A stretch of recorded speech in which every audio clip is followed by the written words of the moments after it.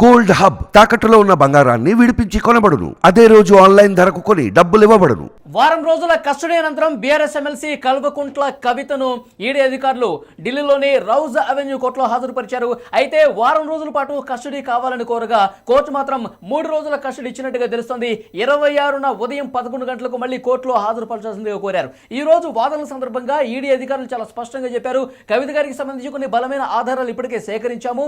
Delhi liquor కేసుకు సంబంధించి అలాగే కవిత గారి బంధువులకు సంబంధించి ఇళ్లలో ఒకవైపు సోదాలు జరుగుతున్నాయి. ప్యారలల్ గా కవిత గారి బంధువులకు సంబంధించిన వ్యాపార లావాదేవీల మీద వాళ్ళ బంధువులు ఏదైతే వ్యాపారాలు చేస్తూ ఉన్నారో వాళ్ళకి సంబంధించి కూడా కొంత నిశితంగా పరిశీలించాల్సి ఉంది.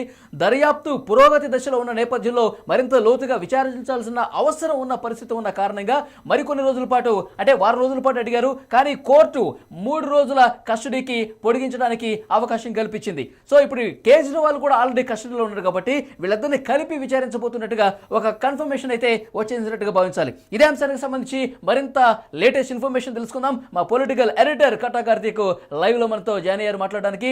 కార్తీక్, ప్రస్తుతం 3 రోజుల పాటు కస్టడీ పొడిగించేందుకు అవకాశం కల్పించింది కోర్టు. ఈ 3 రోజులు ఎలా ఉండబోతోంది? మరో 3 రోజుల పాటు ఇప్పటికే వారం రోజుల కస్టడీ ముగిసింది. ఇంకో 3 రోజుల పాటు ఈడీ కస్టడీకి అడగడం జరిగింది. కోర్టు కూడా దానికి అంగీకరించడం జరిగింది. మరో 3 రోజుల పాటు కవితని ఈడీ విచారించబోతా ఉంది. ఇప్పటికే మనకు తెలుసు 15వ తారీఖు సాయంత్రం 5:20 కవిత అరెస్ట్ అయిన తర్వాత 16వ తారీఖు కోర్టు ముందు ప్రొడ్యూస్ చేసిన తర్వాత అప్పుడు వారం రోజుల కస్టడీ ఇవ్వడం జరిగింది. ఈ వారం రోజుల కస్టడీలో చాలా వేగవంతమైనటువంటి పురోగతిని ఈడీ సాధించగలిగింది. ఒకవైపు ఈడీ ప్రశ్నిస్తూనే ఇంకోవైపు ప్యారలల్గా ఇదే కేసులో కేజ్రీవాల్ అరెస్ట్ చేయడం కావచ్చు, ఈరోజు కవిత బంధువుల ఇళ్లలో సోదాలు చేయడం కావచ్చు. ఈ కేసులో విలువైనటువంటి ఇతర డాక్యుమెంట్స్ని కూడా సంపాదించే పనిలో ఈడీ పడింది. కీలకమైనటువంటి ఆధారాన్ని రోజు రోజుకి సంపాదిస్తూ ఉంది. ఈ దశలో ఇంకొంత విచారణ అవసరం అని చెప్పేసి ఈడీ కోర్టు ముందు చెప్పడం జరిగింది. ఇప్పుడు ఇంకోటి ఏంటంటే కేజ్రీవాల్ని ఇందాక మీరు చెప్పినట్టు కేజ్రీవాల్ని కవితని దగ్గరగా అంటే ఎదురెదురుగా కూర్చోబెట్టి క్రాస్ ఎగ్జామినేషన్ చేయాల్సిన అవసరం కూడా ఈ కేసులో కనపడతా ఉంది. కాబట్టి ఎందుకంటే ఈ కేసులో మెయిన్ కీలక పాత్రధారులు లేదు సూత్రధారులు కేజ్రీవాల్ అండ్ కవిత వీళ్ళే. ఎందుకంటే ఢిల్లీ లిక్కర్ స్కామ్ అని రూపొందించింది కవిత అయితే ఇంప్లిమెంట్ చేసింది కేజ్రీవాల్. ఎందుకంటే ఢిల్లీ ముఖ్యమంత్రిగా ఉన్నారు, ఆమ్ ఆద్మీ ప్రభుత్వానికి హెడ్గా ఉన్నారు కాబట్టి ఆయన దానికి బాధ్యత వహించాల్సి వస్తుంది. పేరుకి అప్పుడు ఎక్సైజ్ శాఖ మంత్రిగా ఉన్న ఢిల్లీ డిప్యూటీ సీఎంగా ఉన్నటువంటి మనీష్ సిసోడియా దీన్ని ఇంప్లిమెంట్ చేసినప్పటికీ కూడా ముఖ్యమంత్రిగా దీనికి సంబంధించిన ఆదేశాలు ఇచ్చింది కేజ్రీవాలే. ఆ రోజు క్యాబినెట్ అప్రూవల్ లేకుండా లెఫ్టినెంట్ గవర్నర్ ఆమోదం లేకుండా ఈ ఢిల్లీ లిక్కర్ స్కీమ్ తీసుకురావడం జరిగింది. దీన్ని రూపొందించింది కవిత అనేటువంటిది ఈడీ అభియోగం. కాబట్టి వీరిద్దరూ కీలకమైన సూత్రధారులు, వీరిద్దరిని ఎదురెదురుగా కూర్చోబెట్టి క్రాస్ ఎగ్జామినేషన్ చేయాల్సిన అవసరం ఉంది. ఆ రోజు ఢిల్లీ లిక్కర్ స్కామ్కి సంబంధించి 100 కోట్ల రూపాయలు హవాలా రూపంలో కవిత అండ్కో కేజ్రీవాల్ గవర్నమెంట్కి అదే పార్టీకి ఆమ్ ఆద్మీ ప్రభుత్వానికి అప్పగించడం జరిగింది. దాంట్లో 45 కోట్లని ఆ రోజు గోవా ఎలక్షన్స్లో ఆమ్ ఆద్మీ పార్టీ ఖర్చు పెట్టడం జరిగింది. ఇవన్నీ ఆధారాలను కీలక అంశాలను ఈడీ సంపాదించడం జరిగింది. ఈ రోజు కూడా ఉదయం నుంచి మీరు చూస్తూ ఉన్న వార్తలు కవిత బంధువులలో విలువైనటువంటి సోదాలు చేసి డాక్యుమెంట్స్ కూడా ఈడీ సంపాదించడం జరిగింది. ఆ రోజు కూడా కవిత అరెస్ట్ కవిత బంధువులలో సోదాలు, ముఖ్యంగా కవిత ఆడపడుచు మాదాపూర్లో ఎవరైతే అఖిల ఉన్నారో వాళ్ళ ఇంట్లో సోదాలు, ఇక కేటీఆర్ నివాసంలో కూడా ఈ సాయంత్రం వరకు సోదాలు చేసే అవకాశం అయితే కనిపిస్తుంది అంటున్నారు. అంటే కవితకు బినామీగా ఎవరైనా ఉన్నారా అన్న అనుమానం ఏమన్నా బలంగా కలిగిందా ఈడీ అధికారులకు? నిజమే కదా, మొదటి నుంచి భావిస్తుంది, మొదటి నుంచి ఈడీ చెప్తుంది కవిత బినామీల రూపంలో బిజినెస్ నడిపించింది అని చెప్పేసి. ఇప్పుడు ఎవరైతే కవిత బినామీగా ఉన్నారో అరుణ్ పిల్లై అప్రూవల్గా మారిన తర్వాతే కవిత కేసులో కీలకమైన మలుపులు తిరిగాయి. ఈ ఢిల్లీ లిక్కర్ స్కామ్లో కీలకమైన మలుపులు తిరిగాయి. మీకు జాగ్రత్తగా గమనించండి, మొదట కవిత పోయింది కేవలం సాక్షిగా ఈ కేసులో విచారణకు హాజరయ్యారు. తర్వాత పాత్రధారిగా చేరారు, ఇవాళ సూత్రధారిగా చెప్పబడుతున్నారు. మొట్టమొదట కవిత సంబంధించిన ఆధారాలు దొరకలేదు. ఎందుకంటే ఈ మొత్తం అగ్రిమెంట్స్లో డైరెక్ట్గా కవిత లేరు. కవిత తన బినామీల ద్వారా మొత్తం వ్యవహారాన్ని నడిపించారు. తన చార్టెడ్ అకౌంటెంట్ ద్వారా తన బినామీ అరుణ్ పిల్లై ద్వారా నడిపించారు. వీళ్ళు ఎప్పుడైతే కవిత చార్టెడ్ అకౌంటెంట్ మరియు మాగంటి రాఘవ ఈ బిజినెస్లో ఇంకో పార్ట్నరు, తర్వాత అరుణ్ పిల్లై కీలకంగా అరుణ్ పిల్లై అప్రూవ్గా మారిన తర్వాత కవిత పాత్ర తేడటం మొదలైంది. అప్పటి నుంచి కవిత ఇష్యూ ఎప్పుడు అరెస్ట్ జరిగిద్దా అని అనుకుంటున్న పరిస్థితి. సో మొత్తానికి ఎన్నికలు కూడా ఒకరోజు ముందు శుక్రవారం పూట 15వ తారీఖు సాయంత్రం 5 గంటలకు కవిత అరెస్ట్ జరిగిన తర్వాత ఆ రోజు కూడా ఆ ఇంట్లో సోదాలు 45 మనకు అందిన సమాచారం ప్రకారం 40 కోట్ల విలువైన డాక్యుమెంట్స్ ఆ రోజు కవిత ఇంట్లో దొరికినట్టు తెలుస్తుంది. ఒక కీలకమైన డైరీ కూడా దొరికినట్టు తెలుస్తుంది. అంతకుముందు కవిత చార్టెడ్ అకౌంట్ ఫోన్లో కూడా ఒక కీలక డాక్యుమెంట్ ఆ రోజు ఢిల్లీ లిక్కర్ స్కీమ్ ఏదైతే రూపొందించారో ఆ డాక్యుమెంట్ కూడా దొరికినట్టు అది ఇలా కోర్టు ముందు ఈడీ కూడా చెప్పడం జరిగింది. ఏదైతే కవితనే ఈ కేసులో కీలక పాత్రని చెప్పడానికి మాకున్న డాక్యుమెంట్ ఏంటంటే కవిత చార్టెడ్ అకౌంటెంట్ ఫోన్లో కీలకమైన డాక్యుమెంట్ దొరికింది, అదే ఢిల్లీ లిక్కర్ స్కీమ్గా ఇంప్లిమెంట్ అయింది. సో ఢిల్లీ లిక్కర్ స్కీమ్ రూపొందించింది కవిత అని చెప్పడానికి ఇది చాలు సాక్ష్యాధారం అని చెప్పేసి ఒకసారి మీరు లైన్ లో ఉండే ప్రస్తుతం నాతో పాటు స్టూడియోలో ఉన్నారు హైకోర్టు అడ్వకేట్ మధు శర్మ గారు, వారితో మాట్లాడదాం. మధు శర్మ గారు నమస్తే సార్. ఇప్పుడు ఈ వారం రోజుల పాటు కస్టడీలో ఉన్నారు, మరింత కీలకమైనటువంటి సమాచారం అంటే ఈ కస్టడీలో మాకు కొన్ని ఆధారాలు అయితే లభ్యమయ్యాయి, ఇంకొంత లోతుగా విశ్లేషించాల్సిన అవసరం ఉందని చెప్పి 3 రోజుల పాటు కస్టడీ కూడా తీసుకున్నారు. సో ఈ 3 రోజుల పాటు ఎట్లా ఉండబోతుందంటారు? అంటే ఇప్పటి వరకు జరిగిన విచారణ ఒక ఎత్తు అయితే ఫర్దర్ ఎంక్వైరీ మాకు కావాలి, ఇంకా మేము ఈ కేసులో పురోగతి సాధించాలి, పురోగతి రాలేదు, కవిత మాకు చెప్పవలసిన విషయాలన్నీ చెప్పలేదు, పూర్తిగా మాకు కావాల్సిన ఇన్ఫర్మేషన్ ఉంది అంటే కేసు ఇంకా ముందు తీసుకువెళ్ళాలన్నా ఫర్దర్ స్టేజెస్కి వెళ్ళాలి అన్నా. ఇంకొక ముఖ్యమైన విషయం ఏంటంటే ఈ 3 రోజుల కస్టడీలో ఇప్పుడు ఈ ప్యారలల్ గా కవితను అరెస్ట్ చేసిన వెంటనే ఇమీడియట్ కేజ్రీవాల్ అరెస్ట్ కూడా అవ్వడంతో ఈ 3 రోజుల కస్టడీలో ఒకళ్ళ విచారణని ఇంకొక విచారణతో వీళ్ళు క్రాస్ చేసుకునేటువంటి అవకాశం కూడా ఉంటుంది. అంటే ఎలా అంటే కేజ్రీవాల్ చెప్పే సమాధానాలు ఎలా ఉంటాయి, కవిత చెప్పే సమాధానాలు ఎలా ఉంటాయి, ఇద్దరిని విడివిడిగా కూడా విచారించి ఒకళ్ళ దాన్ని ఒకళ్ళకి మళ్ళీ రీపోస్ట్ చేయడానికి వాళ్ళ క్వశ్చన్ ఒకవేళ కవిత చెప్పిన సమాధానం కేజ్రీవాల్ తో మ్యాచ్ అవ్వకపోతే కవిత దాని ప్రశ్నలను మళ్ళీ కవితను అడిగినటువంటి అంటే ఆవిడ ఇచ్చినటువంటి ఆన్సర్ ఉన్నటువంటి ప్రశ్నల్ని కవిత గారి ప్రశ్నల్ని మళ్ళీ కేజ్రీవాల్ కూడా తీసి ఇద్దరి భిన్నాభిప్రాయాలు ఉన్నాయా, ఒకే అభిప్రాయం మీద ఉన్నారా, అంటే వేరు వేరు వ్యక్తుల ద్వారా డీల్ చేశారా, ఇంకా కొత్తగా ఏమన్నా కేసులోకి రావాలా, ఫర్దర్ గా ఉందా. ఇంకొక విషయం కూడా ఉంది, ఈ 3 రోజుల కస్టడీయే ఫైనల్ కాదు, ఈ 3 రోజుల కస్టడీ సరిపోకపోతే మళ్ళీ కూడా ఎక్స్టెన్షన్ అడగచ్చు అవకాశం ఉన్నది. అంటే ప్రస్తుతానికి ఇచ్చింది మాత్రమే పరిగణలోకి తీసుకోబడుతుంది, తర్వాత ఒకవేళ కావాలన్నా సరే అడగచ్చు. ఆవిడ హెల్త్ గ్రౌండ్స్ సఫిషియెంట్ గా లేవు అనేది కస్టడీ ఎక్స్టెన్షన్ చేయకూడడానికి కారణం కాదు, ఎందుకంటే హెల్త్ గ్రౌండ్స్ లో తను బాగా స్ట్రాంగ్ అని చెప్పుకోవచ్చు. హై బీపీ అంటే ఈడీ అక్కడ ఉన్నటువంటి అప్రోప్రియేట్ డాక్టర్స్ తోటి ప్రాపర్ గా ఉన్నటువంటి సర్టిఫైడ్ ప్యూ డాక్టర్స్ తోటి వాళ్ళకున్న ఇది తోటి. మధు శర్మ గారు, మీరు ఒక సీనియర్ అడ్వకేట్ గా చెప్పండి, ఈడీ విచారణకు ఎవరైతే ఈ నిందితులుగా ఉన్న వాళ్ళు సహకరించకపోతే ఎలాంటి ప్రశ్నలు కూడా మౌనంగా ఉండటం కానీ, లేదంటే మాకు తెలియదు మేము చెప్పము ఇలాంటి వ్యాఖ్యలు ఏమైనా చేసినా కానీ, అసలు నాకు గుర్తు లేదు ఇలాంటి వ్యాఖ్యలు చేస్తే కానీ ఏంటి పరిస్థితి, ఎలా వ్యవహరిస్తారు? తెలియదు, చెప్పము, గుర్తు లేదు అని చెప్పకపోవడం అనేది విచారణకు సహకరించకపోవడంలో ఒక భాగం కింద చెప్పొచ్చు. అప్పుడు మళ్ళీ కస్టడీ ఎక్స్టెన్షన్ అడగడానికి అవకాశం ఉంటుంది. సో అలానే ఇప్పుడు తెలియదు, చెప్పలేదు, గుర్తు లేకపోవద్దు అనడానికి ఇలాంటి కేసెస్ లో ముఖ్యంగా ఏవైతే కంపెనీల్లో హవాలా జరిగి ఫండ్స్ ట్రాన్స్ఫర్ జరిగాయో ఇదంతా ఫైనాన్షియల్ స్టేట్మెంట్స్, అంటే డబ్బు రూపంలో తీసుకొచ్చి లిక్విడ్ బయటకి ఇచ్చున్నా కానీ దాన్ని ఎక్కడ కన్వర్ట్ చేస్తున్నారు అంటే బ్లాక్ మనీని బయటికి తీయడం, అంటే మనీని సిస్టమ్ నుంచి బయటికి తీయడం, మళ్ళీ సిస్టంలోకి రావడం. సో వీళ్ళు ఎలా బయటికి తెచ్చి ఎలా లోపలికి తీసుకొస్తున్నారు అనేది ఈడీ ఈ సర్కిల్ని, ఈ ఫినాన్షియల్ స్టేట్మెంట్ సర్కిల్ని, అంటే ఈ ఆర్థిక లావాదేవీలు ఉన్నటువంటి సర్కిల్ని చాలా పకడ్బందీగా తీసుకొని ఉండాలి. ఇలా తీసుకోలేని తరుణంలో సో అన్ని రోజుల నుంచి అంటే 19 నెలల నుంచి మనీష్ సిసోడియా జైల్లో మగ్గడు, ఖచ్చితంగా బెయిల్ కి అప్లై చేస్తుండేవాడు. బెయిల్ కి అన్నిసార్లు అప్లై చేసిన రిజెక్ట్ అయింది కదా, అంటే బెయిల్ వచ్చే అవకాశం ఉంది కదా. అంటే it's a clear cut case that ED is having the appropriate evidence in this case, అంటే ఈడీ దగ్గర ప్రాపర్ గా ఎవిడెన్సెస్ ఉన్నాయి అని చెప్పడానికి ఇది ఒక క్లియర్ కట్ కేసు. మనము ఇండియాలో ఇన్ని కేసులు చూసాం, ఇన్ని high profile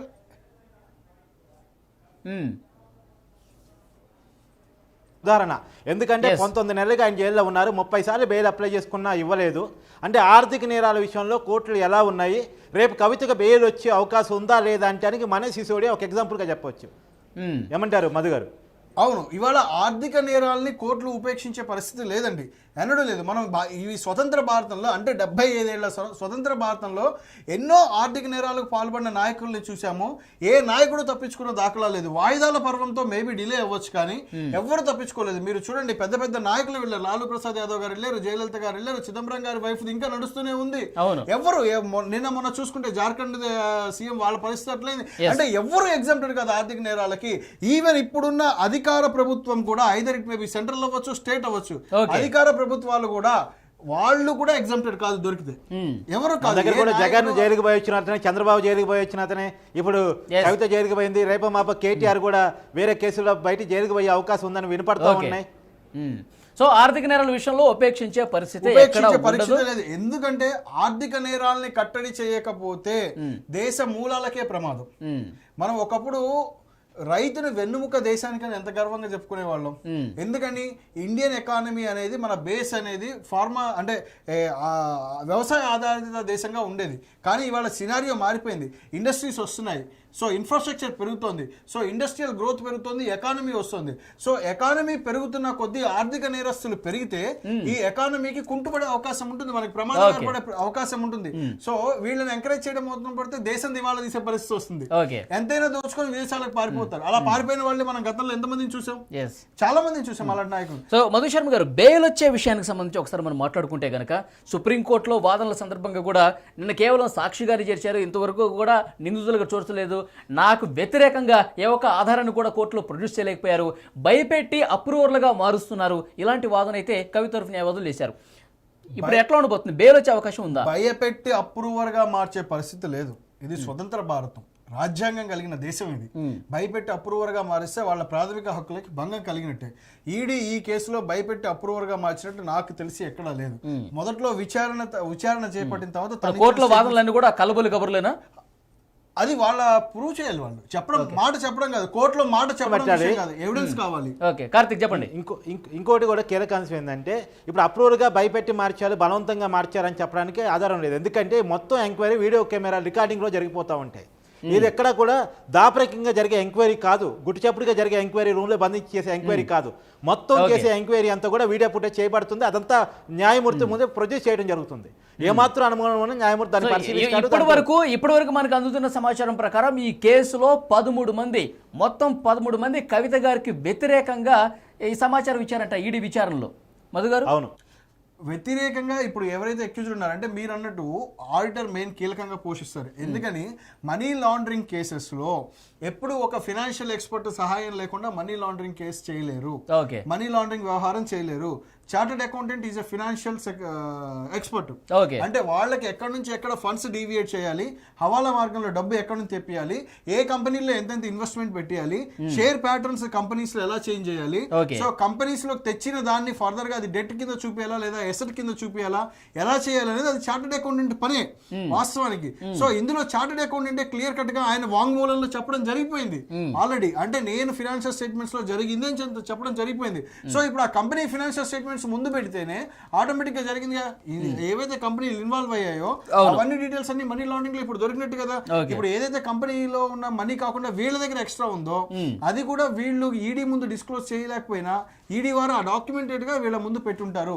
so liquor policy అనేది క్లియర్ కట్ గా వాళ్ళ జేబులు నింపుకునే పథకం కిందనే వీళ్ళు ఫ్రేమ్ చేసుకున్నారు.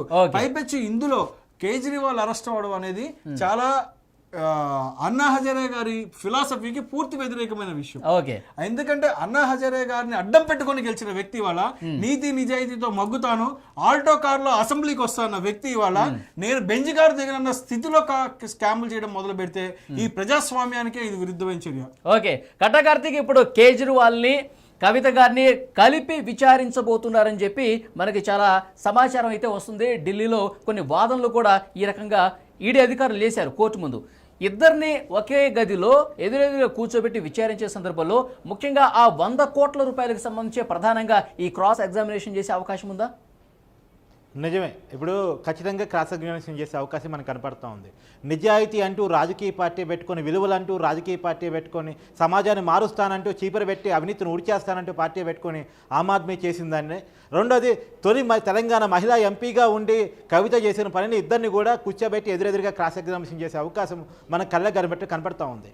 రెండోది ఏంటంటే మనం క్లియర్ కట్గా గమనించాల్సింది, ఇద్దరి మధ్య ప్యారలాలిటీ ఉంది. కవిత ఈడీ విచారణకు సహకరించలేదు అని చెప్పడానికి ఉదాహరణ ఏంటంటే, ఈడీ సిబిఐ పిలిచినప్పుడల్లా కవిత విచారణకు వెళ్ళలేదు, రకరకాల సాకులు చెప్తూ వచ్చింది. మొదట్లో సాక్షిగా ఉన్నప్పుడు విచారణకు హాజరయ్యారు, ఎప్పుడైతే పాత్రధారిగా ప్రూవ్ అవడం స్టార్ట్ చేసిందో విచారణ తప్పించుకోవడం మొదలెట్టారు. ఇప్పుడు ఈడీ ఈ సిబిఐ నోటీస్ ఇచ్చినప్పుడల్లా ఒకసారేమో ఎంపీ ఎలక్షన్స్ ఉన్నాయని చెప్పారు, ఇంకొకసారి ఏం ప్రీపెయిడ్ షెడ్యూల్స్ ఉన్నాయని చెప్పారు, ఇంకోసారి ఇతర కారణాలు చెప్పారు. సో నాకు ఇంట్లోకి వచ్చి విచారం చేయండి, ఆన్లైన్లో విచారం చేయండి అంటూ రకరకాల సాకులు వెతికే ప్రయత్నం చేశారు. సేమ్ కేజ్రీవాల్ కూడా ఇదే పని చేశారు. కేజ్రీవాల్కి 8 సార్లు సమన్లు ఇచ్చేసింది ఈడీ, కానీ 8 సార్లు కూడా విచారణ తప్పించుకున్నారు ఆయన. ఈ విషయంలో కోర్టు ముందు కూడా అంటే వీళ్ళకి ఒకవేళ రేపు బెయిల్ ఇచ్చినా సరే వీళ్ళు విచారణ సహకరించారు కాబట్టి ఇప్పుడు వీళ్ళ కస్టడీ పొడగడానికి కూడా ఇవి రీజన్స్. నేను ఇంకా 3 రోజులు కస్టడీ కవితకి ఎందుకు పొడిగించారంటే మనకున్న ఇన్ఫర్మేషన్ మేరకు 12 ప్రశ్నలకు కవిత ఇందాక మీరు మాట్లాడినట్టు తెలియదు, మర్చిపోయాను, గుర్తులేదు, ఇవన్నీ కూడా విచారణకు సహకరించకపోవడంలో భాగమే.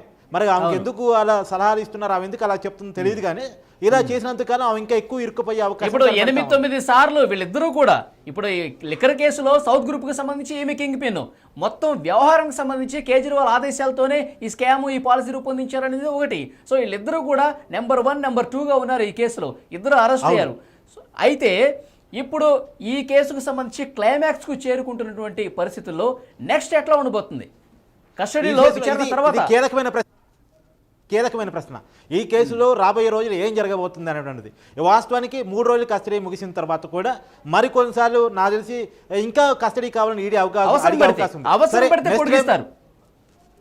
కస్టడీ పొడిగిస్తారా లేదా పక్కన పెట్టేస్తే తర్వాత కస్టడీ అయిపోయిన తర్వాత డిఫాల్ట్గా తీహార్ జైలుకి వెళ్లాల్సిన అవసరం ఉంటుంది. ఇప్పటికే ఢిల్లీ లిక్కర్ స్కామ్లో ఉన్నటువంటి ఇతర నిందితులు తీహార్ జైల్లో ఉన్నారు కాబట్టి కవిత కూడా అక్కడికి వెళ్ళే అవకాశం కనబడుతూ ఉంది. తర్వాత కవిత బెయిల్ కోసం అప్లై చేసుకునే అవకాశం ఉంది. కానీ వీరైనా తొందరగా ఈ కేసును తేల్చాలనుకున్న ఈడీ తొందరగా కేసును తేలిస్తే దోషిగా కనుక కవిత ఆమ్ ఆద్మీ ముఖ్యమంత్రి ఎవరైతే ఉన్నారో కేజ్రీవాల్ వీళ్ళు దోషిగా తేలితే వీళ్ళ పదవులు కూడా గండం వచ్చింది. ఆయన ముఖ్యమంత్రికి పదవిని కోల్పోవాల్సి వస్తుంది. ఏమో ప్రజెంట్ ఉన్నటువంటి ఎమ్మెల్సీ పదవిని కోల్పోవాల్సి వస్తుంది. మామూలుగా మనకు తెలిసి మనకున్నటువంటి పొలిటికల్ నాలెడ్జ్ ప్రకారం ఆమె ఎప్పుడు పదవుల్లో ఉండాలని కోరుకుంటారు. 2014లో నిజామాబాద్ ఎంపీగా పోటీ చేసి గెలిచారు. 2019లో అదే నిజామాబాద్ నుంచి ఆమె ఓడిపోయారు. ఓడిపోయిన తర్వాత కూడా ఆమె ఎమ్మెల్సీ పదవి పార్టీని అడిగి, అంటే వాళ్ళ ఫాదర్ చేతిలోనే పార్టీ ఉంటుంది, పార్టీ అధ్యక్షులు కల్వకుంట్ల చంద్రశేఖరరావు గారు కాబట్టి ఆమెకు ఎమ్మెల్సీ పదవిని ఇవ్వడం జరిగింది. ఇప్పటికీ ఆమె ఎమ్మెల్సీ పదవిలోనే కొనసాగుతున్నారు. ఆమె కనుక దోషిగా తెలిసి ఆమె పదవిని కోల్పోవాల్సి వస్తుంది. 10 సంవత్సరాల పాటు ఎన్నికల్లో పోటీ చేయడానికి కూడా అర్హతను కోల్పోవాల్సి వస్తుంది. రాబోయే కాలంలో ఆమె రాజకీయ భవిష్యత్తు కేజ్రీవాల్ మాటలు కూడా ఒకసారి మనం గుర్తు చేసుకుంటే కేజ్రీవాల్ ఏమన్నా నేను జైలు నుంచే నా బాధ్యతలు నిర్వర్తిస్తాను, ముఖ్యమంత్రిగా నేనే ఉంటాను, జైలు నుంచి ముఖ్యమంత్రి బాధ్యతలు సక్రమంగా నేను జైలు నుంచి అన్ని వ్యవహారాలు చక్కబెడతానని మాట్లాడారు. అంటే దీంట్లో కీలకమైన పాయింట్ ఉంది. అన్నా హజారే ఉద్యమం నుంచి ఆ ఉద్యమాన్ని తనకు లాక్కున్నటువంటి కేజ్రీవాల్ ఇప్పుడు ముఖ్యమంత్రి పదవి వేరే వాళ్ళకి ఇస్తే రేపొద్దున జైలు నుంచి బెయిల్ మీద బయటకు వచ్చిన తర్వాత ఆ ముఖ్యమంత్రి పదవి ఇవ్వమంటే ఆ ముఖ్యమంత్రి ఇస్తాడో లేదో అనేటువంటి పాయింట్ కూడా ఉంటుంది కదా. ఆ పార్టీలు కూడా చాలా వర్గ విభేదాలు గోళ్ళు ఉన్నాయి. రేపు నేనే ముఖ్యమంత్రిగా ఉంటాను అంటే ఒకసారి ముఖ్యమంత్రి పదవి వేరే వాళ్ళు చేపట్టిన తర్వాత అతను ఎమ్మెల్యేలు మేనేజ్ చేసుకుని నేనే ముఖ్యమంత్రిగా కొనసాగుతానంటే కేజ్రీవాల్ మళ్ళీ ముఖ్యమంత్రి కావడం ఎలా? ఆ క్వశ్చన్ మార్క్ ఉంటుంది. ఆ పార్టీలో ఎవరు నమ్మే పరిస్థితులు కావు కదా రాజకీయాల్లో. ఇద్దరు కూడా కస్టడీ ముగిసిన తర్వాత ఒకవేళ జైలుకి వెళ్తే తర్వాత బెయిల్ ఏమైనా అప్లై చేసుకుంటే అసలు త్వరగా వచ్చే అవకాశం ఉందా ఈ కేసుల్లో? అంటే బెయిల్ పైన ఆల్రెడీ గౌరవ సుప్రీంకోర్టు వారు క్లారిటీ ఇవ్వడం జరిగిపోయింది ఈ కేసులో. నిన్న ఆల్రెడీ ఇప్పుడు గౌరవ సుప్రీంకోర్టు వారు నిన్న ఘాటైన వ్యాఖ్యలు చేశారు. మీరు సుప్రీంకోర్టు రీచ్ అవ్వగలం అనే స్తోమత కెపాసిటీ ఉన్న హై ప్రొఫైల్ ఫ్యామిలీస్ కాబట్టి లేదా హై ప్రొఫైల్ వ్యక్తులు కాబట్టి డైరెక్ట్ గా సుప్రీంకోర్టు వారు డోర్ కొడతామంటే మేము ఒప్పుకోము. ప్రొసీజర్ ఎస్టాబ్లిష్డ్ బై లా, ఈ దేశంలో రూల్ ఆఫ్ లా ఉంది, ఒక సిస్టమ్ ఎస్టాబ్లిష్ అయ్యింది, మీరు ఆ సిస్టమ్ ప్రకారమే వెళ్ళాలి అని చెప్పి గౌరవ సుప్రీంకోర్టు వారు నిన్న ఘాటైన వ్యాఖ్యలు చేయడం జరిగింది. అందులో భాగంగా నేను చెప్పింది ఏంటి, కవిత గారికి అడ్వకేట్లు కానీ కవిత గారికి కానీ క్లియర్ గా చెప్పారు. ఏమని చెప్పారు, మీరు ట్రయల్ కోర్ట్ నుంచే ముందుగా మీరు పిటిషన్ మూవ్ చేయాలి, బెయిల్ పిటిషన్. అక్కడ మూవ్ చేసిన బెయిల్ పిటిషన్ అక్కడ బెయిల్ పిటిషన్ ట్రయల్ కోర్ట్ వారు యాక్సెప్ట్ చేస్తారా రిజెక్ట్ చేస్తారా అనేది డిపెండ్ అయి ఉంటుంది. సో అక్కడ యాక్సెప్ట్ చేయలేని తరుణంలో వాళ్ళు ఫర్దర్ గా అపిలేట్ కోర్ట్స్కి వెళ్ళాలి, హైయర్ కోర్ట్స్కి వెళ్ళాలి. అప్పుడు హైకోర్టు కానీ సుప్రీం కోర్టు కానీ అప్పుడు వాళ్ళు ఫర్దర్ గా వచ్చేది. అది ఏది కాకుండా ముందే డైరెక్ట్ సుప్రీం కోర్టు వారి దగ్గరికి వెళ్ళి నా అరెస్టే కరెక్ట్ కాదు అంటే సరైనది కాదు. ఎందుకని సుప్రీం కోర్టు వారు కూడా ఒక మాట అడిగారు. సో ఆల్రెడీ ఈడీ అరెస్ట్ మీద రాజ్యాంగబద్ధమైన ప్రశ్న తలెత్తిన నేపథ్యంలో ఇతరత్ర పిటిషన్స్ తో కలిపి కవిత పిటిషన్ విచారించడం జరుగుతుంది. అప్పుడు మా తరుణంలో మాత్రమే జరుగుతుంది. ఒకవేళ కవిత అరెస్ట్ రాజ్యాంగబద్ధమైందా కాదా మాకు తెలియచేయండి, మీరు కౌంటర్ దాఖలు చేయండి అని చెప్పి ఈడీ వారికి నేను సుప్రీంకోర్టు చెప్పడం జరిగింది. సో ఈ నేపథ్యంలో కవిత అరెస్ట్ ఇంతవరకు జరిగింది అయితే అక్రమమైందని మనం చెప్పలేము. అక్రమమైన అరెస్ట్ కాదు, పూర్తి స్థాయి ఎవిడెన్షియరీ వాల్యూస్ తో ఉన్నటువంటి అరెస్ట్. ఎవిడెన్స్ ముఖ్యమంత్రులు కూడా అరెస్ట్ చేస్తున్నారంటే ఎవిడెన్స్ లేకపోతే చేయరు, అంత వేగం ప్రదర్శించదు ఈడీ కూడా. ఎందుకంటే సంస్థ పరువు పోగొట్టుకోవాల్సిన పరిస్థితి ఏర్పడుతుంది. ఎంక్వైరీకి సహకరించకపోవడం వల్ల కూడా అరెస్ట్ చేయడం ఒకటి. ఎందుకంటే ఆమె ఎంక్వైరీకి సహకరించలేదని క్లియర్గా కనపడుతున్న విషయాలు. ఎందుకంటే మన ముందే సమన్లు రావడం జరిగింది, ఆ వార్త అన్ని మీడియాలో రావడం జరిగింది. ఆ సమన్లకి కవిత ఇచ్చినటువంటి ఏదైతే వివరణ ఉందో అది కూడా అందరికీ తెలిసిందే, మీడియా ముఖ్యంగా ప్రజలందరికీ తెలిసిందే. ఆ విచారణకు సహకరించినప్పుడు వాళ్ళకున్న ఆప్షన్స్ అరెస్ట్ చేయడమే కదా. కేజ్రీవాల్ 8 సార్లు సమాధానం సరిగా ఇవ్వలేదు, విచారణ తప్పించుకుంటూ పోయారు, విచారణకు హాజరుపడలేదు. కవిత కూడా అలానే చేశారు. మరి విచారణకు హాజరు కానప్పుడు, విచారణకు సహకరించినప్పుడు అరెస్ట్ చేయడం తప్ప వాళ్ళకి మార్గం ఏముంటుంది? ఓకే, కట్టకార్తిక్ బెయిల్కి అప్లై చేసుకున్న కింది కోర్టుల్లో సరే అప్లై చేసుకున్నా సరే వచ్చే అవకాశం లేదు అని ఒక సమాచారం అయితే వస్తుంది. ఎందుకంటే సాక్షుల్ని ప్రభావితం చేస్తారు. ఎందుకంటే కేసు పురోగతి ఒక కీలకమైనటువంటి సందర్భం ఉన్న పరిస్థితుల్లో మీరు చెప్పేదానికంటే కూడా ఇంకా క్లియర్ కట్ సుప్రీంకోర్టు గైడ్లైన్స్ ఉన్నాయి. క్లియర్ కట్ ప్రజాప్రతినిధిగా ఉన్న ఆర్థిక నేరగాళ్ల విషయంలో కొన్ని గైడ్లైన్స్ కింది కోర్టులకు ఇవ్వడం జరిగింది. దాంట్లో 3 గైడ్లైన్స్ చాలా క్లియర్గా నేను గత వీడియోలో కూడా చెప్పాను. ఒకటి, అంటే ప్రజాధనాన్ని కాపాడాల్సిన పొజిషన్లో ఉండి లూటీ చేసే వాళ్ళ విషయంలో చాలా స్ట్రిక్ట్గా ఉండాలి, త్వరితగతిన విచారణ జరపాలి, టైం బాండ్తో విచారణ జరపాలి, వాళ్ళకి బెయిల్ ఇచ్చే విషయంలో స్ట్రిక్ట్గా వ్యవహరించాలి, వాళ్ళ శిక్షలు కూడా కఠినంగా ఉండాలి. ఈ supreme court guidelines, clear cut guidelines ఉన్నాయి. కాబట్టి సీజే ఆధ్వర్యంలో వచ్చినటువంటి గైడ్లైన్స్ ప్రకారం వీళ్ళకి బెయిల్ వచ్చే అవకాశం లేదు. ఇందాక మనం చెప్పుకున్న ఎగ్జాంపుల్ కూడా మనీష్ సిసోడియాకి ఎందుకు బెయిల్ రాలేదు? 30 సార్లు అప్లై చేసుకుంటే. ఈ కేసులో సాక్ష్యాధారాలు ఉంటే ఒకటి, వైట్ కార్డ్ రెఫరెన్స్ ఒకటి, ప్రజాప్రతినిధిగా ఉండే ఒక్కసారి ఆర్థిక నేరాల్లో బెయిల్ ఇవ్వడం అనేది ఒక అలవాటుగా మారితే దాన్ని అదునుగా తీసుకొని కొత్త కొత్త నేరాలు తెరపైకి వచ్చేటువంటి అవకాశం ఎక్కువగా కనిపిస్తుంది మనకి ఈజీగా బెయిల్ వచ్చేస్తుందని చెప్పేసి నేరాలకు పాల్పడే అవకాశం. ఇది కూడా రెగ్యులర్ పెట్టి స్కామ్ పెట్టి కేసుల లాగా అయిపోయేటువంటి తరుణం ఉంటుంది. అంటే ఇన్నాళ్ళు కట్టినటువంటి సామాన్య ప్రజల ట్యాక్స్ గానీ, సామాన్య ప్రజల డబ్బుకు గానీ, సామాన్య ప్రజల ఓటుకి, ముఖ్యంగా ప్రజాస్వామ్యంలో ప్రజలు వేసేటువంటి ఓటుకు విలువ లేకుండా అవుతుంది ఇటువంటివి ప్రోత్సహిస్తే అని మనం క్లియర్ గా చెప్పొచ్చు. ఓకే, మధుశర్మ గారు ఫైనల్ గా సార్ ఏంటంటే ఇప్పుడు కవిత లాయర్లు మార్చుకుంది, కపిల్ సిబాల్ని, ముకుల్ రోయ్ని పెట్టుకుంది. వీళ్ళు one of the top most lawyers, costly lawyers. ఇంతకుముందు వాదించిన వాళ్ళని కాకుండా వీళ్ళని పెట్టుకోవడం జరిగింది, వాళ్ళకి అదనంగా వీళ్ళని పెట్టుకోవడం జరిగింది. అంటే ఈ స్కామ్లో ఏం చేయకపోయి ఉంటే ఇలాంటి పరిస్థితులు ఎందుకు దాపరించి ఉంటాయి? అవును, వాస్తవం. ఇది క్లియర్ కట్ స్కామ్ అండి, ఇది అర్థమైపోతుంది. ఎవిడెన్స్ ఆడిటర్ ఎప్పుడైతే అప్రూవల్గా మారారో అప్పుడే మిగిలిన వాళ్ళందరూ చాప్టర్ క్లోజ్ అయినట్టు. ఇందులో ఎక్కువ ఆలోచించాల్సిన అవసరం కూడా లేదు. ఎందుకు అంటే మనకి ఒక నానుడి ఉంది, ఏమని, పెద్దవాళ్ళ డ్రైవర్లను కానీ ఆడిటర్లను కానీ తొందరగా మార్చడని. వాళ్ళకు ఉన్న ఇన్ఫర్మేషన్ ఎవరికి ఉండదు బయట. సో ఎప్పుడైతే కార్తిక్ గారు, ఈ కవిత గారి ఆడిటర్ ఎప్పుడైతే దొరికారో అప్పుడే తనకి ఆప్షన్ లేదు. ఆడిటర్కి ఎప్పుడైతే దారులు మూసిపోయాయో అప్పుడే ఎప్పుడైతే విషయాలు చెప్పేశారో బయటికి, ఆటోమేటిక్గా ఇందులో ఇన్వాల్వ్ అయిన వాళ్ళందరి దారులు మూసుకుపోయినట్టే. ఎందుకని అంటే ఇందులో కీలకమైన సాక్ష్యాధారాలు ఇవ్వగలిగినటువంటి వ్యక్తి ఆడిటర్ మాత్రమే. సో ఆ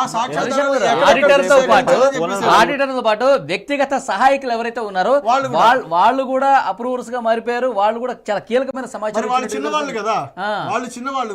వీళ్ళలాగా కోట్లు పెట్టి ఖర్చు చేసి జనాల్ని మొబిలైజ్ చేసి ఉద్యమాలు, ఎందుకంటే వాళ్ళు వ్యక్తిగత సహాయకులు ఇచ్చిన సమాచారం ఏంటంటే, నేను నా కళ్ళతో చూశాను, కొన్ని బ్యాగులు రావటం, వెహికల్స్ లో పెట్టడం, తీసుకెళ్ళటం, ఇవన్నీ నేను చూశాను అని చెప్పి. అంటే సీసీ కెమెరాలో కూడా ఏ టైంకి ఎవరు వచ్చారు, ఏం బ్యాగులు తీసుకెళ్లారు, ఏ వెహికల్ వెళ్ళారు, ఈ ఫుటేజ్ కూడా వాళ్ళ దగ్గర ఉంటుంది. ఈ ఆధారాలు కూడా వాళ్ళ దగ్గర పెట్టుకుని వాళ్ళ అసిస్టెంట్ని ప్రశ్నించినట్టుగా తెలుస్తోంది.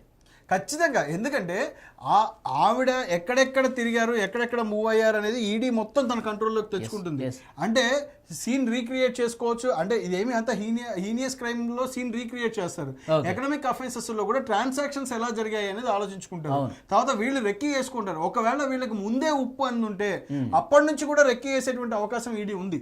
వాళ్ళ ఆఫీసర్స్ ముందే, అంటే ఇది బయటికి రాకుండా ఉంటే, ఒకవేళ ఈడీ దిగిన కవిత దిగిన హోటల్లోనే అప్పుడు వాళ్ళకి ఏదైనా సమాచారం ఉంది, నిఘా పెట్టాలి అనిపిస్తే ఆ హోటల్లోనే ఆల్రెడీ ఈడీ ఆఫీసర్స్ దిగి ఉండాలి. ఇలాంటి విషయాలు కూడా మనకి బయటికి రావు. అంటే వాళ్ళ ఇన్వెస్టిగేషన్ ప్రొసీజర్ లో ఎంత సైలెంట్ గా చేస్తారనేది నేను మీకు చెప్తున్నాను ఇక్కడ. అంటే ముందు నుంచే they are taking it in the control. ఇదంతా ఎప్పుడైతే కేసీఆర్ ఢిల్లీ పర్యటనలు చేస్తూ కేజ్రీవాల్ తో ఫ్రీక్వెంట్ గా మీట్ అవుతూ ఇదంతా జరిగారో అప్పుడే పొలిటికల్ గా వాళ్ళు అలర్ట్ అయి ఉండాలి. బీజేపీ పెద్దలు అలర్ట్ అయి ఉండి వీళ్ళిద్దరు ఏం చేస్తున్నారు అనే దాని మీద ఒక అవగాహనకు వచ్చి ఆల్రెడీ స్కాన్ లోకి తెచ్చుకొని ఉండాలి వీళ్ళిద్దరిని. సో అలాంటి తరుణంలోనే ఇలాంటి స్కీములు. కట్టకర్తకు ఒక పొలిటికల్ యాంగిల్ లో ఒక క్వశ్చన్, కవిత భర్త ఎక్కడున్నారు, అతను ఎందుకు విచారణకు హాజరు కావట్లేదు, అతన్ని పట్టుకునే పనులు కూడా ఇప్పుడు ఈడీ ఉన్నట్టు తెలుస్తుంది. అతని భర్తని అరెస్ట్ చేయడానికి కూడా ఈడీ బృందాలు రంగంలో దిగినట్టు తెలుస్తుంది. వాళ్ళ భర్త కూడా రేపో మాపో అరెస్ట్ అయ్యే అవకాశాలు కనపడుతున్నాయి. ఈ కవిత భర్తను కూడా ఎదురెదురుగా పెట్టి విచారించే అవకాశం కనపడతా ఉంది. ఇంకొక వైపు ఏంటంటే, ఒకవైపు బీఆర్ఎస్ పార్టీలో ఎమ్మెల్యేలు, ఎంపీలు పార్టీలు మారుతున్నారు. 9 మంది సిట్టింగ్ ఎంపీలు ఉంటే 5 పార్టీలు మారారు. ఒక ఖైరతాబాద్ ఎమ్మెల్యే దానం నాగేంద్ర పార్టీ మారాడు, అతను కాంగ్రెస్ పార్టీ నుండి సికింద్రాబాద్ ఎంపీగా పోటీ చేస్తున్నారు. హైదరాబాద్ మేయర్, అది కేబినెట్ హోదా ఉన్నటువంటి హైదరాబాద్ జీహెచ్ఎంసీ మేయర్ పార్టీ మారుతున్నారు, Keshava Rao party general secretary party మారుతున్నట్టు వార్తలు వస్తూ ఉన్నాయి. ఇలాంటి పరిస్థితుల్లో కేటీఆర్ పార్టీ వర్కింగ్ ప్రెసిడెంట్గా ఉన్నటువంటి కేటీఆర్ ఎక్కడ ఉండాలి? హైదరాబాద్లో కూర్చోవాలి. పార్టీయే కుటుంబం అని చెప్పేసి పైకి చెప్తుంటారు కదా, కానీ కుటుంబమే పార్టీ అని చెప్పేసి నిరూపించుకుంటున్నాడు ఇవాళ. ఎందుకంటే కవిత కోసం ఢిల్లీలో కూర్చున్నాడు తప్ప పార్టీ కోసం హైదరాబాద్లో ఆయన లేడు. ఇప్పుడు పార్టీ మారే వాళ్ళని కూర్చోబెట్టి మాట్లాడి ఎందుకు మారుతున్నారో, మారకండి, పార్టీ ఉంటుంది మీకు అండగా అని చెప్పాల్సింది పోయి అన్ని విషయాల్లో మాట్లాడాల్సిన పోయి ఆయన ఢిల్లీలో కూర్చొని కవిత కోసం తాపత్రయపడుతున్నాడు అని చెప్పేసి అంటేనే మనకు అర్థమవుతుంది. ఒకవైపు లాబింగ్ కోసం ప్రయత్నం చేస్తున్నాడు, ఇంకోవైపు న్యాయపరమైనటువంటి చిక్కుముడుల కోసం తనదైనటువంటి చర్యని ప్రయత్నాన్ని చేస్తున్నాడు. కాబట్టినే ఈ విషయంలో క్లియర్ కట్ ఉద్దేశం అర్థమవుతుంది, వాళ్ళు ఏ భావజాలంలో ఉన్నారు. ఇట్లా ప్రస్తుతం ఈ పరిణామాలు జరుగుతున్న నేపథ్యంలోనే కొంత పొలిటికల్ యాంగిల్ గా కూడా విమర్శలు చేస్తున్న పరిస్థితి మనం చూస్తున్నాం. ఆప్ నేతలు కూడా కొంతమంది మాట్లాడుతున్నారు, అంటే ఎలక్షన్స్ ఇంకా జరగకముందే గెలవాలని భారతీయ జనతా పార్టీ చూస్తుందని. తర్వాత నిన్న కేసీఆర్ కూడా ఒక మాట అన్నారు, హేమంత్ సోరెన్ కావచ్చు, కవిత అరెస్టులు కావచ్చు, ఇవన్నీ కూడా రాజకీయ ప్రేరేపితం, ప్రతిపక్షాలని నిలువ నీడ లేకుండా చేయాలి, కుట్రపూరితంగా వ్యవహరిస్తున్నారని చెప్పి కేసీఆర్ కూడా మాట్లాడినట్టుగా తెలుస్తుంది. ఎట్లా చూస్తారు ఈ పొలిటికల్ కామెంట్స్ని, విమర్శలు? అది సహజంగా పొలిటికల్ కామెంట్ జనరల్గా ఉంటే అవి రాజకీయంగా చేస్తారు, కానీ నిజంగా వీళ్ళని అక్రమంగా అరెస్ట్ చేశారని కనుక ప్రజల్లోకి వెళితే సింపతి వర్కౌటే వీళ్ళు గెలుస్తారు, ఎన్డీఏ ఓడిపోతుంది. కానీ ఆ పని ఎవరు ఎన్నికల టైంలో చేయరు. క్లియర్ కట్ ఎవిడెన్స్ ఉంటేనే వీళ్ళు నేరం చేశారు, వీళ్ళకి సింపతి రాదు, ప్రజలు కూడా వీళ్ళు నేరస్తులుగా భావిస్తున్నారంటేనే. ఇంకా చెప్పాలంటే కవితను అరెస్ట్ చేయటం అనేది పొలిటికల్ ప్లస్ తప్ప మైనస్ కాదు. ఇక అసలు వాస్తవానికి కవితను ఎందుకు అరెస్ట్ చేయలేదు అన్న కోణమే బీఆర్ఎస్కి బీజేపీకి చాలా దెబ్బ కొట్టింది అసెంబ్లీ ఎలక్షన్స్లో. అంటే బీజేపీ బీఆర్ఎస్ ఒకటే అనేది పొలిటికల్గా చూసినప్పుడు ఇప్పుడు కవిత అరెస్ట్ చేయడం ఖచ్చితంగా బీఆర్ఎస్ బీజేపీ ఒకటి కాదు, రెండు ఫైట్ చేసుకుంటాయని చెప్పుకోవడానికి పొలిటికల్గా పనికి వస్తుంది. సరే, పొలిటికల్ కోణాలు పక్కన పెడితే కవిత అరెస్టులో ఎవిడెన్స్ ఉంటే అరెస్ట్ చేయాల్సిందే. కవిత కాదు, ఎవరున్నా సరే అరెస్ట్ చేయాల్సిందే. ఇప్పుడు ఎన్నికలు ఉన్నంత మాత్రాన ఎలక్షన్స్ ఎన్నికల రాజకీయాలు, ప్రజల్ని మభ్యపెట్టే రాజకీయాల కోసం రాజకీయ నేరగాలని బయట వదిలేసి ఇంకా ప్రజాధనాన్ని లూటీ చేసుకోండి అంటూ అది కరెక్ట్ కాదు. సరే, రాజకీయ ఉద్దేశాలు ఉండవా అంటే ఉండొచ్చు కాక, ఎన్నికల డేజీ కంటే ఎన్నికల షెడ్యూల్ కంటే ఒకరోజు ముందు ఎందుకు అరెస్ట్ చేశారు, ఇంతకుముందు ఎందుకు అరెస్ట్ చేయలేదు, ఎప్పటి నుంచో కవిత నేరస్తురాలుగా భావిస్తున్నారు కదా, ఈడీ ఆరోపిస్తుంది కదా, అప్పుడు ఎందుకు అరెస్ట్ చేయలేదు? సరే, ఓకే, అవన్నీ రాజకీయంగా 100 మాట్లాడుకోవచ్చు. సరే, వాటి విషయం వేరు, కేసు ముందుకు వెళ్ళటం వేరు. ఈ రాజకీయంగా మాట్లాడుకునే మాటలు ప్రజల్ని మభ్యపెట్టడానికి తప్ప దేనికి పనికిరావు, ఇవేవి ప్రభావితం చేయలేవు కేసుని. కేసుగానే ముందుకెళ్తుంది. ఈ విషయం మనం క్లియర్గా గమనించాల్సిందంటే ఎన్డీఏ గెలుపు అనేటువంటిది సర్వేలన్నీ చెప్తున్నటువంటి విషయం, అది మనకు సంబంధం లేదు, అది పొలిటికల్ అంశం మాత్రమే. ఈ కేసు ఆధారంగా ఆ ఎలక్షన్స్ ఉండవు. ఇప్పుడు కవిత అరెస్ట్ ముందు చూపించి ఎన్డీఏ గెలుపుకు ఉపయోగించుకోవాలనుకోవడం కరెక్ట్ కాదు. అపోజిషన్ ముక్త భారత్ జరుగుతున్న తరుణంలో పొలిటికల్ విమర్శలు అంతే కదా. ఇప్పుడు కాంగ్రెస్ ముక్త భారత్ నుంచి ఇది అపోజిషన్ ముక్త భారత్ దాకా వచ్చింది. అంటే మధు గారు ఇక్కడ క్లియర్ గా ఒక విషయం మనం అర్థం చేసుకోవాలి. అపోజిషన్ ముక్త భారత్ అన్న అపోజిషన్ సెంటిమెంట్ అయ్యే వర్కౌట్ అయ్యే అవకాశం ఉంటుంది. కానీ ఈ కేసు విషయంలో ప్రజలు కూడా నిజంగా నేరం జరిగిందని భావిస్తున్నారు కాబట్టే బీజేపీ ముందుకెళ్తుంది అనుకోవాలి. ఒక రకంగా కేసు విషయంలో ఎవిడెన్స్ ఉంది కాబట్టి బీజేపీ ముందుకెళ్తుంది కాదు, అధికారులు ముందుకెళ్తున్నారు. ఇక ఫైనల్ గా ఒక విషయం కంక్లూడ్ చేద్దాం. 26వ తారీఖు ఉదయం 11 గంటలకు కవిత గారిని కోర్టులో మళ్ళీ ప్రొడ్యూస్ చేస్తున్నారు, హాజరుపరుస్తున్నారు. హాజరుపరిచిన తర్వాత ఏంటి సార్ అంటే మళ్ళీ కస్టడీలో సరిగ్గా మాకు తమ స్పందన తెలియజేయలేదు, అంటే సహకరించలేదని చెప్పి మళ్ళీ పొడిగించే అవకాశం ఉంది. అడగచ్చు, తీసుకోవచ్చు, మళ్ళీ కస్టడీకి అడగచ్చు. ఖచ్చితంగా ఈ 3 రోజులకి కూడా సరిపోకపోయి ఉంటే కనుక మళ్ళీ కస్టడీకి అడిగేటువంటి అవకాశం ఖచ్చితంగా ఉంది. సో ఓకే, అంటే తాము ఏదైతే కోరుకున్నామో, తాము ఏదైతే ప్రశ్నలు సంధించి వివరాలు రాబట్టామో మేము సాటిస్ఫైగా ఉన్నాము. సో నిందితులు సరైన సమాధానాలు చెప్పారు అని చెప్తే కనుక వాళ్ళని తర్వాత తన్ని బయటికి రిలీజ్ చేయాలి, బెయిల్ ఎలా చేయాలో వద్దు అనే దాని మీద కూడా ఆర్గ్యుమెంట్స్ జరుగుతాయి. సో బెయిల్ వద్దు అని కనుక ఈడీ తన వాదనలు గట్టిగా వినిపిస్తే కనుక సో కవితకి బెయిల్ వచ్చే అవకాశం ఎట్టి పరిస్థితుల్లో ఉండదు, తన జైలుకి వెళ్లాల్సిన అవకాశం ఉంటుంది. ఓకే, తీహార్ జైలుకి వెళ్లే అవకాశం ఉంటుంది. ఒకవేళ బెయిల్ ఇచ్చే పరిస్థితి యాక్చువల్ గా లేదు. ఈ విషయంలో క్లియర్ గా మాట్లాడుకోవాలి. భానుప్రియ గురించి కూడా మాట్లాడుకోవాలి. తన ఐఆర్ఎస్ ఆఫీసర్ గా ఉన్నారు, ఈ కేసు మొత్తం తనే లీడ్ చూస్తున్నారు. తను చాలా స్ట్రిక్ట్ గా ఈ కేసుని చూస్తూ ఉన్నారు. ఖచ్చితమైనటువంటి ఆధారాన్ని ఆమె సంపాదిస్తూ ఉన్నారు. ఎంక్వైరీ కూడా పారదర్శకంగా జరుగుతుంది. ఒకవేళ ఆమె కేటీఆర్ మీద పెట్టిన కేసు బంజారాహిల్స్ పిఎస్లో మీ అందరికీ తెలుసు. ఆ రోజు కవితను అరెస్ట్ చేసే క్రమంలో కేటీఆర్ ఆమెతో వాదులాడటం, తర్వాత ఆమె బంజారాహిల్స్ పిఎస్లో కేసు పెట్టడం, ఇలా ఆమెతో ఈ కేసులో ఉపశమనం అంటే ఒక రకంగా కవితను గట్టిగా ప్రశ్నించకుండా ఒక ఉపశమనం కోసం ఆమె అపాయింట్మెంట్ కూడా కేటీఆర్ అడిగినా సరే ఆమె ఇవ్వకుండా సరే ఈ కేసులో ముందుకు తీసుకెళ్తున్నారు. ఖచ్చితమైన ఆధారం సంపాదిస్తున్నారు. ఈ కేసు ముందుకే తప్ప వెనక్కి పోదు. కేజ్రీవాల్, కవిత వీళ్ళిద్దరూ కూడా తీహార్ జైలుకి వెళ్ళబోతున్నారు అతి త్వరలోనే. అంతేనా అనేది మన కేసు ముందుకెళ్తుందని బట్టి అర్థమవుతున్న విషయం. ఓకే, చూద్దాం సార్. 26వ తారీఖు అంటే ఈ 3 రోజుల పాటు కేజ్రీవాల్ని అలాగే కవితని విచారిస్తారు. అవసరమైతే ఎవరైతే అప్రూవర్స్గా మారారో వాళ్ళను కూడా పిలిపించి ఇట్లా కంబైన్డ్గా క్రాస్ ఎగ్జామినేషన్ చేసే అవకాశం అయితే కనిపిస్తుంది. ముందు విడివిడిగా ఎగ్జామినేషన్ చేస్తారు, తర్వాత క్రాస్ ఎగ్జామిన్ చేసే అవకాశం కూడా కలిసి కూర్చోబెట్టి చేసే అవకాశం కూడా ఎక్కువగా కనిపిస్తుంది అంటున్నారు.